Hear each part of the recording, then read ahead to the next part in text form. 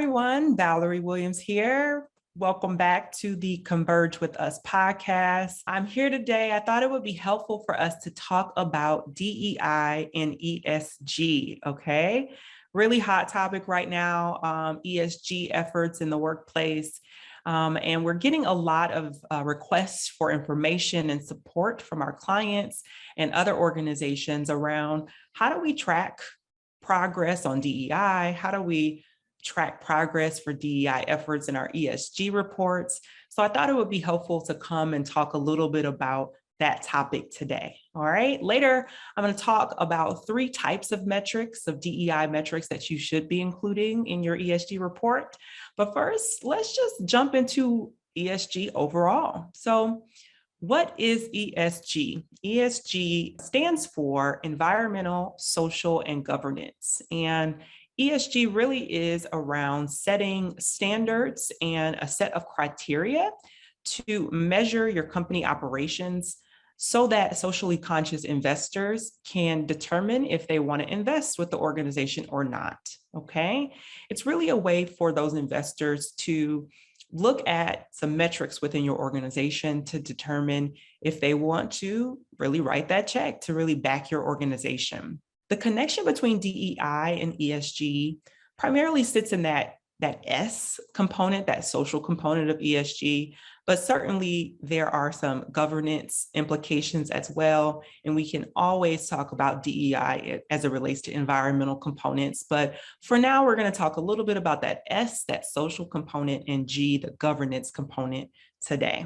All right. So we want to make sure that as we're thinking about metrics, as we're thinking about accountability and reporting, that we understand that these efforts are connected, and therefore we will have some metrics that will be the same, where we're measuring DEI efforts to make sure that we're showing progress within the workplace.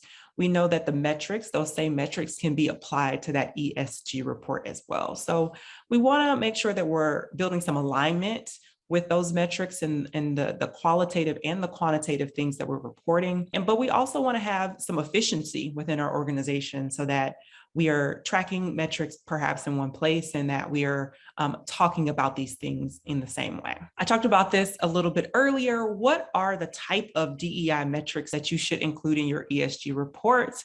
I have 3 buckets that we'll talk about today. So first, no surprise here, you want to have a way to measure your company demographics, okay?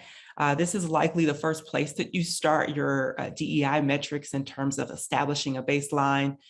We want to make sure that we're including some company demographic information in your ESG reports. We want to see the company makeup totally. We want to see manager population, leadership population, board population, as much detail as you can provide in that company demographic section would be great. We want to see how much diversity is within your organization. The second type of metric, the second type of DEI metric that we want to consider is some measure around workplace conditions. Okay, this is the connection to the I in DEI. What is the experience like for your workplace? Investors want to make sure that you don't have a toxic workplace, that people feel good about working with you as a company, that clients and everyone, partners in your ecosystem, have positive relationships when working with you. So you want to have some way to measure workplace conditions. And one way that we do that through DEI efforts is through an inclusion survey, where you might establish an inclusion index, where you're measuring different components or different factors of inclusion to make sure that the sentiment around how it feels to work within your workplace, that you can capture it in that moment. So you may consider inclusion survey or inclusion index as that metric or one metric for reporting workplace conditions. All right, third type of metric that we want to consider, you want some way to measure equity. All right, and so this is where we tie the social efforts and the governance efforts, right? When we think about the governance factor, the criteria, it's really a way to measure executive decision-making, to measure leadership style. It's a way to think about factors such as equal pay, as equal opportunities to promotions and other opportunities within the organization. And so we want to have a way to measure that equity component as it relates to DEI. So it could be a pay equity audit, or it could be some way to make sure that feedback loops are closed when people are raising concerns, that your leadership is responsive of those concerns. Okay. So again, DEI metrics for your ESG efforts. We want to track and measure some way to track your company demographics.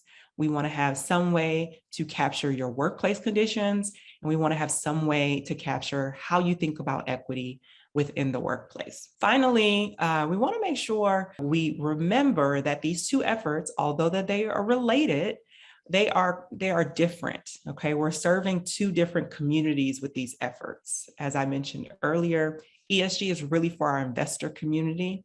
Again, socially conscious investors, but really for our investor community. Whereas DEI efforts, if done right, we really are serving our employees, people that have been traditionally marginalized or underrepresented in the workplace. We want to make sure that when we're thinking about metrics for that community, that we are making sure that we're measuring impact, and we have some way of making sure we're improving their workplace experience. So while we can measure and capture the same metrics, we have to remember that we're serving two different communities. Okay. So those are just some of the quantitative ways that you can include DEI within your ESG reporting. We can't forget about the qualitative ways, the stories that you hear from your workplace. We want to make sure that we can include some qualitative indicators as well within our ESG reporting. So think about those as well. Hopefully those tips help around those metrics that you can consider with your ESG reporting. We're actively working with our clients on this right now, with folks in our community. So if you need additional guidance or support, reach out to us. convergefirm.com is where you can reach us directly in case you need more guidance on how to use your DEI metrics to also serve your ESG reporting requirements as well. All right, until next time, we will leave it there, and we'll include some resources as well, some additional resources that can help you continue to consider this for your organization. All right, see you next time.